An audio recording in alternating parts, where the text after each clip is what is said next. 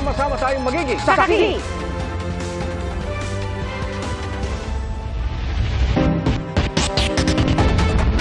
Mga kapuso, hindi lang po basta simpleng aksidente ang salpukan ng isang motorsiklo at tricycle sa Ormoc City.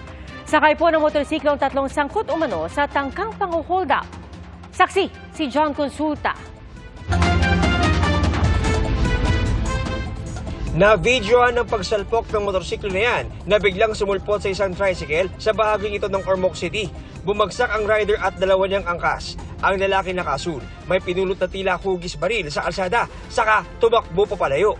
Maya-maya, makikitang hinahabol na sila ng mga otoridad. Ang tatlong sakay ng motorsiklo, sangkot pala sa tangkang pang-hold up sa isang pawn shop. Sinubukan nilang holdupin ang isang pawn shop pero listo yung tauhan nagbaser. Kaya na-alert kami, di na tumuloy yung mga suspect. Naaresto rin kalaunan ang dalawa sa tatlong suspect.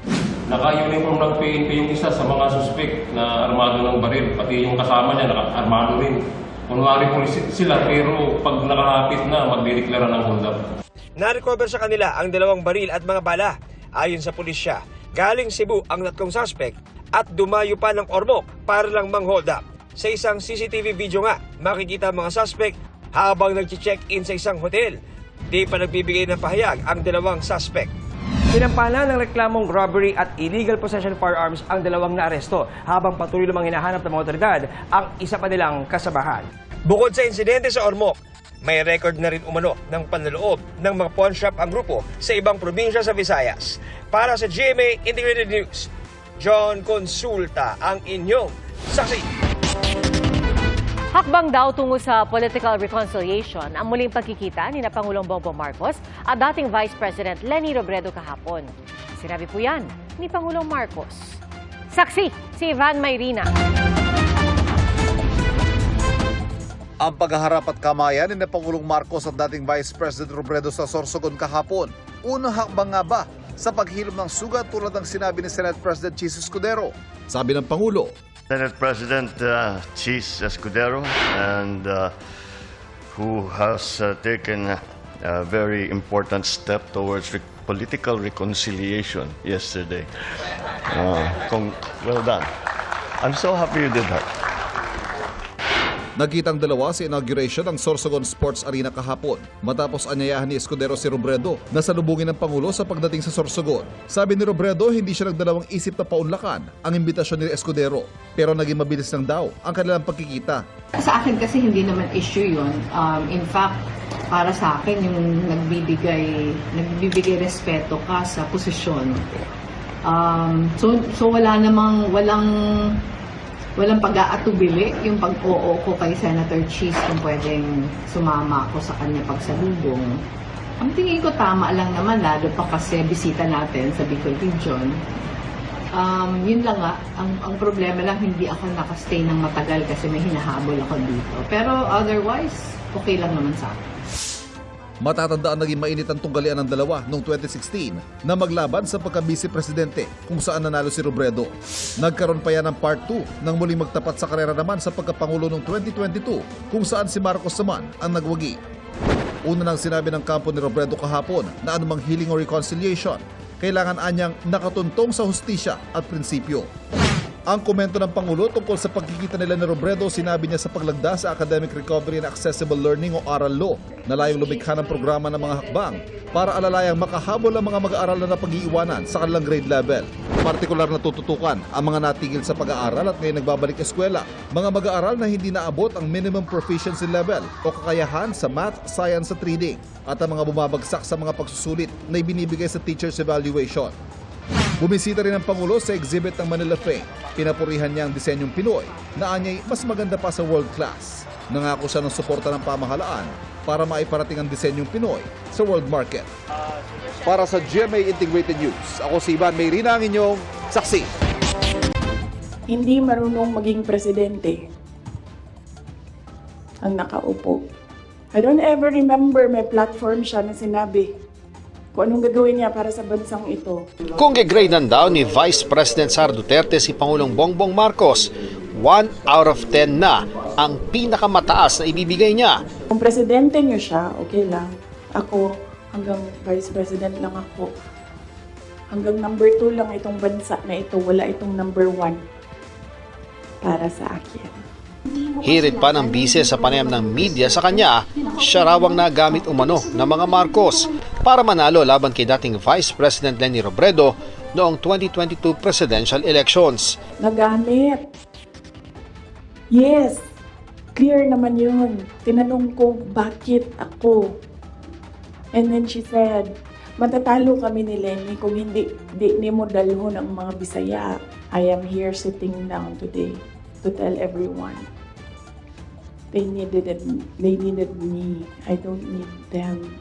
Dating magkaalyansa noong eleksyon 2022 pero unti-unting lumutang ang mga lamat sa unity team ni Marcos at Duterte simula noong May 2023. Nag-resign si VP Sara sa lakas CMD kasunod ng pagkakademote ng malapit niyang kaalyado na si Representative at dating Pangulong Gloria Macapagal Arroyo mula sa pagiging Senior Deputy Speaker sa pagiging Deputy Speaker na lang. Kasunod niya ng ugong na niluluto umano ni Arroyo na patalisikin bilang House Speaker ang pinsan ni Marcos sa si Representative Martin Romualdez. Bagay na itinanggi ni Arroyo. September 2023, naungkat naman ang issue ng confidential funds at ang paggamit umano ng Office of the Vice President ng 125 million pesos sa loob lang ng 11 araw noong 2022. Tinanggihan din ng Kamara ang 500 million pesos na panibagong confidential funds na hinihingi ng OVP. Enero ng 2024, naging kontrobersyal ang pahayag na ito ng ama ni VP Sara na si dating Pangulong Rodrigo Duterte. Si Bongbong Marcos bangag noon, ngayong presidente na bangag natin ang presidente. Tapos lang okay na tayo. Okay na yung PJR. I think it's the fentanyl. Fentanyl is the strongest painkiller that you can buy. It is highly addictive and it has a very serious side effects. Isa sa dumalo sa pre-rally na yon, si VP Sara. Di yan nagustuhan ni First Lady Liza Araneta Marcos. Bad shot na yan sa akin. Kailanman, naghayag pa rin si Pangulong Marcos ng tiwala sa bise. Taus-puso po akong nagpapasalamat kay Pangulong Ferdinand Marcos Jr. para sa kanyang patuloy na tiwala at kumpiyansa sa akin bilang kalihim ng kagawaran ng edukasyon. Intended my resignation as a secretary. Hanggang sa nitong Hunyo, nagbitiw si VP Sara bilang kalihim ng DepEd at Vice Chair ng National Task Force to End Local Communist Armed Conflict. Hindi na siya nagpunta sa ikatlong State of the Nation address ni Pangulong Marcos. At noong Setyembre, sabi ng bise, Hindi kami magkaibigan. Unang-una, nagkakilala lang kami dahil naging running mate kami. Ang kaibigan ko talaga si Senator Amy Marcos. Noong bumiyahe si Pangulong Marcos para sa ASEAN Summit ngayong buwan, hindi rin si VP Sara ang caretaker na itinalaga niya. Hindi na raw kasi siya bahagi ng administrasyon. Nang tanungin sa ugnayan nila ni VP Sara, sabi ng Pangulo, I'm a little dismayed to hear that she doesn't think that we are friends.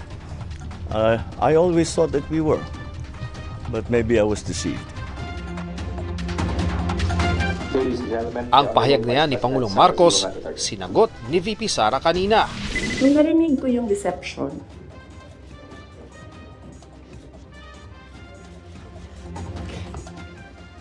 naisip ko pa, hindi ko na siya sasagutin. Kasi, for the love of God, presidente ka na. Importante pa ba yung nararamdaman mo? Talagang may panahon ka mag-isip about deception ng isang babae dyan. Ang dami mong oras.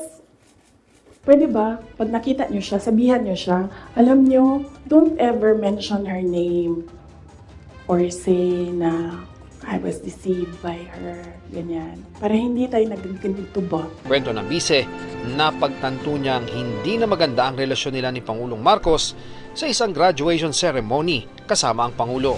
Sabi nung graduate, Mr. President, can I have your watch as a graduation gift? Nasagot niya. Why? Why will I give you my watch? At that point, may sakit na ako. Gusto ko Ang galing yung ulo niya ba?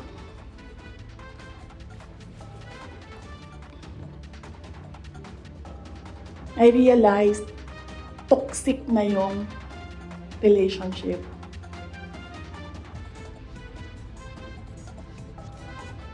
And it did not help na itong dalawang katabi ko, tumawa pa. Pinagtawanan pa nila yung bata. Masama raw ang pakiramdam niya noon at na-trigger siya sa interaksyon ng Pangulo at isang graduating student. Imagined myself cutting his head. So doon, na-realize ko, toxic na, di ba? Ganyan na yung imagination mo. Ang imagination mo, sinasakal mo na yung tao. And then I said, this is over. Inungkat din ng bise ang ilang ipinangako raw sa kanya ng Pangulo matapos silang manalo. Gaya ng napagkasundoan daw na ipapagamit sa kanya ang presidential chopper para makauwi sa Davao. Hindi na natupad yun. Isang beses sinabihan ko siya. Sabi ko, pwede ba sabihan mo yung 250? Kasi ako ang priority. Hindi ikaw. Kasi yan yung usapan natin. Kasi naiintindihan mo, di ba, na meron akong maliliit na anak. Kasi namin siya, do I have to tell them? Na semi-British accent. And I said, of course. Kasi presidente ka, ikaw magsabi. So, hindi na. So, I said, okay. This is,